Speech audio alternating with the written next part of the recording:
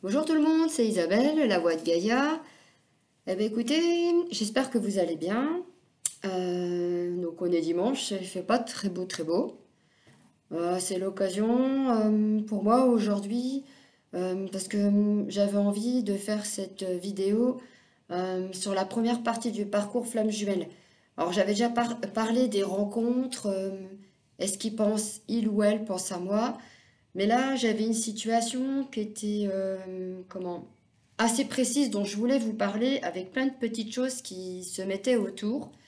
Euh, Parce qu'en fait, moi, je suis en fin de parcours, donc on est sur la grande ligne droite. Mais j'ai des amis, donc mon entourage, qui sont vraiment en début de parcours et qui se posent pas mal de questions. Ben, ils ou elles sont, beaucoup c'est des femmes. Voilà, elles sont complètement perdues. Euh, voilà. Donc vraiment, et je sais qu'il y a beaucoup de monde qui sont en ce moment en première partie de parcours. Et aussi, si vous souhaitez que je vous aide pour votre jumeau, votre jumelle, vous permettre d'avancer, pardon, avec la lecture des annales akashiques, moi je vois le couple. Et donc ça permet de débloquer les situations qui font que vous ne pouvez pas avancer. Voilà, avec les vies antérieures, avec un soin énergétique aussi. C'est super important. Et puis aussi, ça permet de prendre un peu plus conscience et puis d'avoir plein de belles choses qui arrivent sur le chemin. Et puis, ça fait pas de mal. Ça permet d'avancer tout simplement. Voilà. Donc, comme je disais, donc il y a pas mal de personnes qui sont dans ces situations. Donc, ce que je fais quand elles m'en parlent, je les rassure, je les encourage, et puis aussi, je les mets en confiance, et aussi parce qu'il y a de la bienveillance.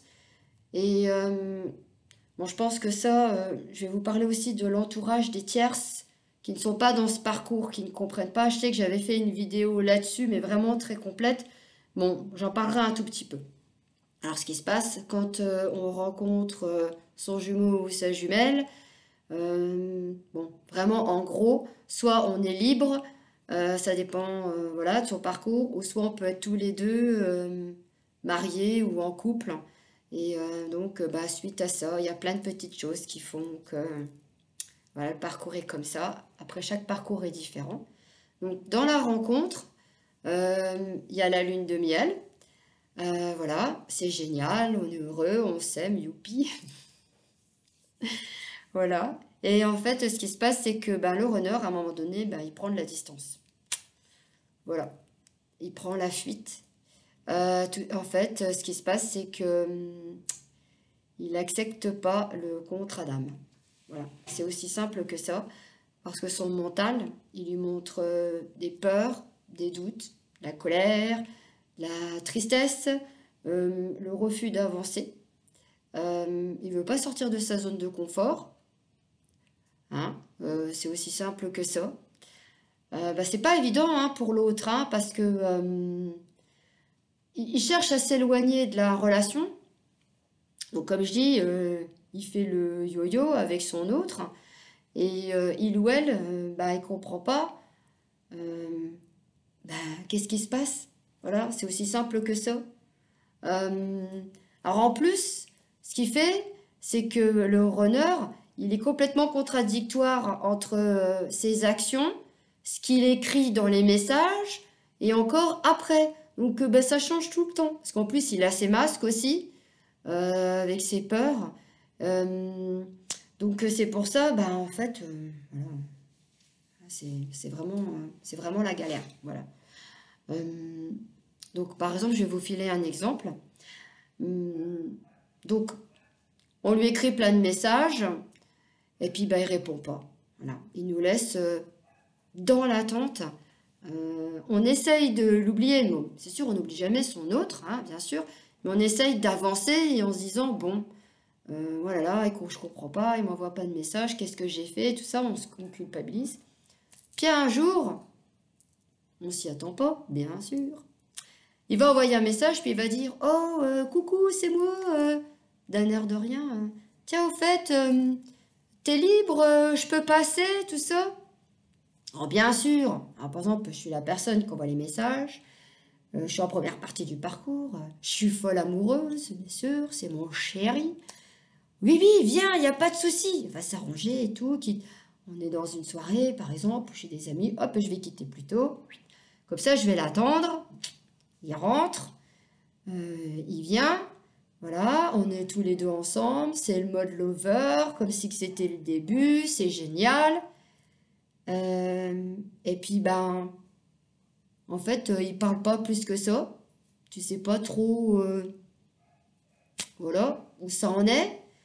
Refus de parler. Alors après, il y a certaines personnes, ils peuvent très bien en discuter. Ça dépend aussi, voilà, de la personnalité et où est-ce qu'elle en est la personne, hein, parce que voilà, moi c'est juste un exemple que je donne, hein. Après, si vous avez d'autres infos à me donner, n'hésitez pas à les mettre en commentaire, hein, il n'y a pas de souci à ce niveau-là. Donc c'est tout, il s'en va. Alors on est contente, forcément, mais le truc c'est qu'il part et puis il va envoyer un message, mais tu sais, je t'aime, je pense à toi. Ouais, ok, tu m'aimes, tu penses à moi, mais on peut pas discuter. Super. Alors qu'est-ce qu'on fait? On est ensemble ou on n'est pas ensemble? Ouais, vas-y, un coup oui, un coup non, un coup je sais pas, un coup je sais. Voilà, c'est ça. C'est un peu du jeu et du chat et de la souris. Je pense à toi. J'adore. Je pense à toi. Oui, je pense à toi tous les jours. Donc, en fait, que ce soit de la première partie du parcours, de la rencontre jusqu'à la fin, et même encore quand on est ensemble, je veux dire, on pense toujours l'un à l'autre. Ça a toujours été. Même quand on est en colère, voilà, ah, qu'on n'est pas bien, on l'aime plus que tout. Et voilà, on pense à lui ou à elle constamment. Et comme il y a un ami qui sait si bien le dire, tu es dans ma tête, tu es dans mes pensées, je t'aime plus que tout. Et quand on est dans les pensées de quelqu'un, hein, ça, attention, c'est quelque chose. Et croyez-moi, quand je me lève le matin, la première chose à laquelle je pense, eh ben, c'est à mon jumeau. Et le soir, avant d'aller au lit, je lui souhaite une bonne nuit et je pense à mon jumeau. Et je sais que de son côté, il fait de même, il pense à moi. Et voilà, même si moi j'envoie des messages et qu'il ne répond pas forcément, mais voilà, enfin, il y a sa manière d'envoyer les messages qui sont différentes de tout le monde, mais j'ai de ces nouvelles quand même, voilà, à ce niveau-là. Donc ça, c'était la parenthèse. Après, chaque personne a son parcours. Alors, ce qui se passe, c'est que, bon, par exemple, je suis dans cette première partie du parcours et bah, j'explique à mon entourage qui ne font pas partie de Flammes Jumelles, voilà, c'est des tierces, voilà, j'explique, mais cet entourage ne comprend pas. Que faire? Parce que ce qui se passe, c'est que, bah voilà, il y a une forme de dépendance affective avec son jumeau. Même si on fait des activités seuls ou avec des amis, on continue donc à penser à lui, on souffre. Voilà. Bon, après, il y aura le lâcher-prise plus tard avec les mémoires de l'âme et tout ça. Mais que fait-on quand... ce qui se passe quand notre jumeau, il fait le yo-yo? Alors après, c'est à vous de voir ce que vous souhaitez faire. Mais je sais que beaucoup de personnes sont perdues.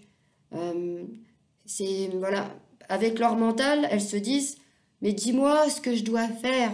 Oh, on va pas lui dire, bah tiens, arrête la relation. Mais non, mais c'est pas possible, je peux pas arrêter la relation. Donc voilà, on peut pas dire aux personnes, voilà, fais ci, fais ça. C'est, elles doivent faire leur propre expérience. C'est comme je dis à des amis, quand on rencontre une personne et qu'on sait que cette personne n'est pas franche ou n'est pas comme ci, n'est pas comme ça, on va laisser cette personne faire l'expérience avec cette autre pour qu'elle puisse apprendre de ses erreurs. Et aussi, si elle a rencontré cette personne, c'est que ça devait se faire. Et pour les blessures aussi, pour permettre d'avancer et de franchir les obstacles. Donc, ce qui se passe, c'est que dans le parcours, bah voilà, ils sont obligés de faire leur propre expérience par rapport à ça. Et on peut juste, c'est les soutenir, les aider, être bienveillant, leur donner la confiance, mais on peut pas dire, voilà, fais comme ci, fais comme ça. C'est juste par rapport, s'écouter, savoir ce qu'on fait vraiment. C'est important, c'est s'écouter. Parce que c'est notre cœur, elle doit être alignée avec notre âme. Et c'est pas évident, quand on n'est pas aligné, ben, de s'écouter vraiment. Voilà. C'est vraiment, c'est pas évident. C'est ce que je voulais vous faire passer comme message. C'est que ça doit se faire. C'est comme ça. Voilà.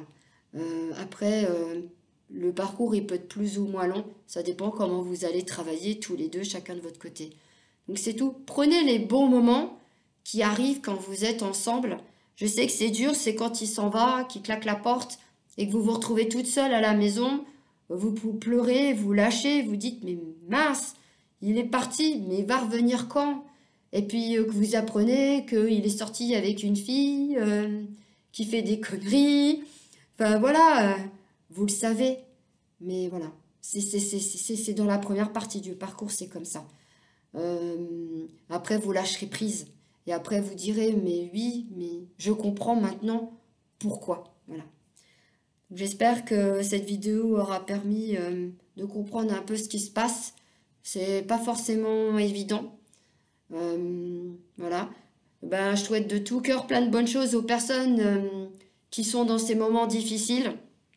Je suis passée par là. Il y a beaucoup de personnes qui sont en ce moment dedans.